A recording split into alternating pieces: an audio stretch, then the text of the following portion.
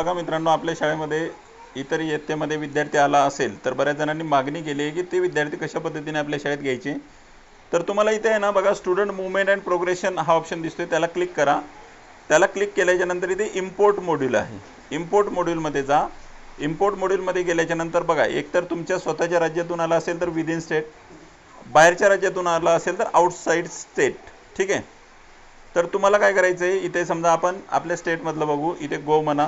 गो म्हटल्याच्या नंतर इथे pen I D टाकायचं आहे, जन्मतारीख टाकायची आणि गो म्हणायचं. बस तेवढं गो म्हटलं की खाली फक्त ॲडमिशन डेट टाकायची आणि त्याला इम्पोर्ट करायचं.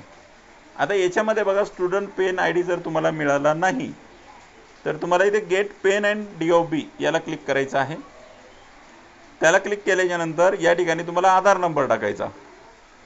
ठीक आहे. त्या विद्यार्थ्याचा आधार नंबर आणि जन्मवर्ष आणि सर्च म्हणायचं. सर्च म्हटलं की इथे स्टुडंट पेन आय डी येतो आणि जन्मतारीख येते, ती दोन्ही घ्यायची आणि या ठिकाणी तो विद्यार्थ्याचा पेन आय डी टाकायचा, जन्मतारीख टाकायची आणि गो म्हणायचं. गो म्हटल्याबरोबर तो कोणत्या शाळेत आहे, कोणत्या इयत्तेत आहे सगळं दिसेल.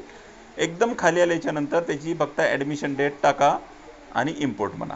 बरं, आता इतर राज्यातून आपल्या इथं आले असतील तर कसं घ्यायचं, तर परत तिथेच जायचं तुम्हाला. स्टुडंट मूवमेंट अँड प्रोग्रेशनमध्ये त्याच्यात इम्पोर्ट मॉड्यूल, त्याच्यामध्ये गेल्यावर इथे बघा आउटसाइड स्टेट याला गो करायचं. आउटसाइड स्टेटला गेल्याच्या नंतर इथे तुम्हाला बघा सिलेक्ट स्टेट, तुम्हाला ज्या स्टेटमधून विद्यार्थी आला असेल तो स्टेट टाकायचा, विद्यार्थ्याचा पेन आय डी टाकायचा, जन्मतारीख टाकायचा, गो म्हणायचा. इथे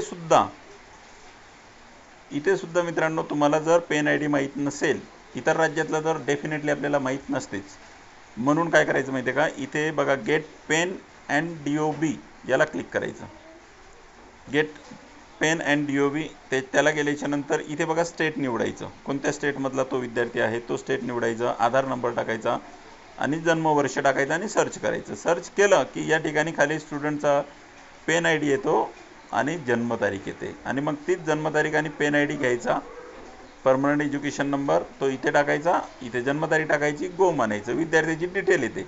बरं, खाली जर तुम्हाला ॲडमिशन डेट टाकता आली नाही तर असं समजायचं की त्या शाळेच्या शिक्षकांनी काय केलं नाही, त्या विद्यार्थ्याला प्रमोटच केलं नाही अजून, किंवा प्रमोट केलं पण त्याला स्टडिंग इन सेम स्कूल केलं. त्या समोरच्या शाळेने त्याला लेफ्ट स्कूल विथ TC करणे गरजेचं आहे.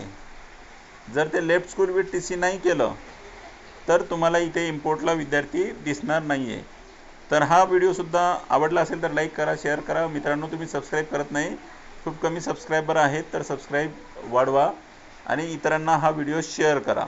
आणि डिलीट व्हायच्या आधी बघा, कारण या पोर्टलवरचे व्हिडिओ पटापट यूट्यूब डिलीट करत असते, म्हणून पटापट तुमचं इम्पोर्ट करून घ्या. चला, भेटूया आपण नेक्स्ट व्हिडिओमध्ये. तोपर्यंत बाय, टेक केअर.